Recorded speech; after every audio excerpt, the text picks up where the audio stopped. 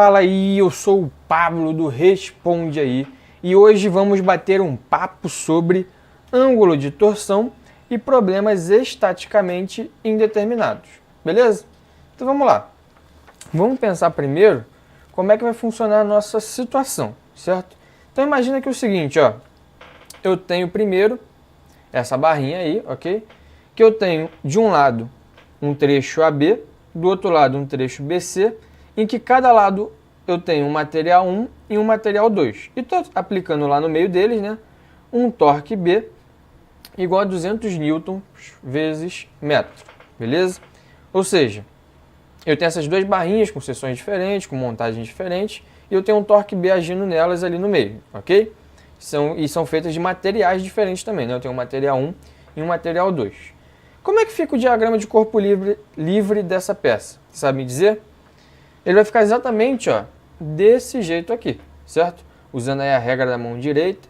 Eu sei que aqui no meio, ó, eu tenho um torque B sendo aplicado e eu vou ter uma reação na parede, que é um torque C, e uma reação na outra parede, que é um torque A, certo? Mas o que eu percebo aqui? Que esse problema, ó, ele vai ser estaticamente indeterminado, por quê? Se eu fizer o equilíbrio de torques, né, nessa direção, eu vou ter, ó, torque B é igual a torque A mais C, beleza? Só que eu tenho duas incógnitas, certo? Que é exatamente o torque C e o torque A.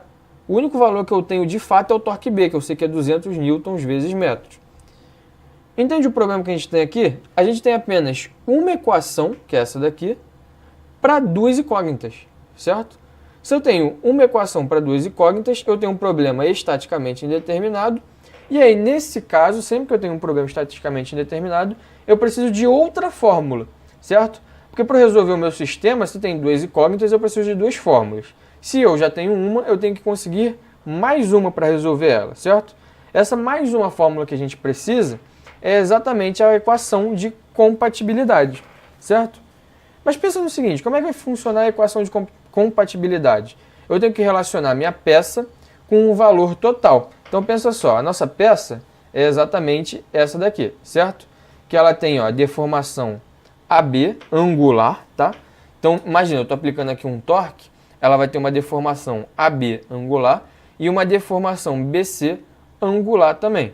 E eu sei que se eu somar nessas duas deformações angulares, eu vou ter a minha deformação angular total do trecho AC inteiro, certo? Então, só para relembrar o que eu estou falando aqui, ó. Eu estou falando que a deformação angular total do meu trecho AC é igual à deformação angular que eu tenho no meu trecho AB e a deformação angular que eu tenho no meu trecho BC, tá? Ou seja, eu já sei que se eu conseguir relacionar as deformações angulares nesse caso, eu consigo encontrar uma outra fórmula para relacionar com a nossa primeira fórmula aqui da situação inicial, tá? Só para você relembrar, a outra matéria que a gente viu, equação de compatibilidade, era a matéria de deformação linear, certo? Em que a minha equação de compatibilidade era o quê? A minha deformação linear de um trecho mais a deformação linear do outro trecho era igual a uma deformação total da minha peça, certo? Só que aqui, ao invés de a gente estar vendo a deformação linear, a gente está vendo a deformação angular, porque é um torsor, tá? A deformação linear, se você lembrar, está ligada ao normal, ok? E a deformação angular está ligada ao torsor, beleza? Agora que a gente sabe disso, vamos ver então qual é a nossa fórmula, né, de deformação angular. Vamos lá, como vai ser a nossa fórmula? A nossa deformação angular vai ser torque vezes um comprimento dividido por um G vezes um J. O que é isso, né? O θ, né, esse ângulo aqui, o φ, né, é o ângulo de torção em radianos. Aquele T é o nosso torque interno, o L é o comprimento do trecho que a gente está analisando, o G é o módulo de elasticidade transversal e o J a gente já sabe que é o nosso momento polar de inércia, tá? Que é a nossa propriedade da seção. O que é interessante a gente ver aqui, ó? Como eu falei, lembra lá do nosso caso de deformação linear? No nosso caso de deformação linear, a gente tinha o quê? Normal vezes comprimento dividido por módulo de elasticidade longitudinal vezes a área, né? Então, olha que interessante, ó. Eu tenho um esforço, que para deformação linear é normal e para deformação angular é o torque. Eu tenho um comprimento, que para os dois é o valor do L. Eu tenho uma propriedade do material, que aqui é o quê? É o módulo de elasticidade transversal e aqui é o módulo de elasticidade longitudinal. E eu tenho uma propriedade da seção. Nesse caso eu tenho uma área, certo? Na deformação linear. E nesse caso aqui eu tenho um momento polar de inércia, que é o nosso J para deformação angular, certo? Se você voltar naquele desenho da página anterior, né, que foi o que eu mostrei aqui, a equação de compatibilidade da gente, a gente vê exatamente isso, né? A deformação angular do trecho AB mais a deformação angular do trecho BC me dá exatamente a minha deformação total no trecho AC, que era exatamente o que a gente tinha também com essa fórmula, certo? Ou seja, você consegue lembrar a fórmula de deformação angular, lembrando que a gente já estudou lá na deformação linear, tomando só cuidado com relação aos esforços, né, comprimentos, propriedade do material e propriedade da seção, beleza? Então vamos ver como é que ficaria no nosso exemplo, na nossa situação inicial aqui. Pensa o seguinte, primeiro, a minha deformação do trecho AC é igual a zero, porque eu estava preso nas duas paredes, certo?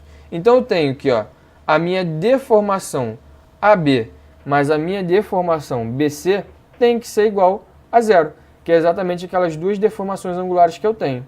O que eu tenho das minhas deformações angulares? Ó? No trecho AB, eu tenho meu torque AB, eu tenho meu comprimento AB, eu tenho meu módulo de elasticidade transversal AB e o meu momento polar de inércia AB também. Do outro cara, eu tenho as mesmas coisas desse, só que para o BC. Então, torque BC, comprimento BC, o GBC e o JBC. E aqui eu coloquei para a nossa seção o que está ligado a cada uma. Ó. Então, ó, meu AB tem o torque AB dele, o JB dele, o LAB dele e o GAB dele. O meu outro cara vai ter o torque BC dele, o JBC dele, o LBC dele e o GBC dele, tá? E o que é importante a gente ressaltar também é o que se refere à unidade.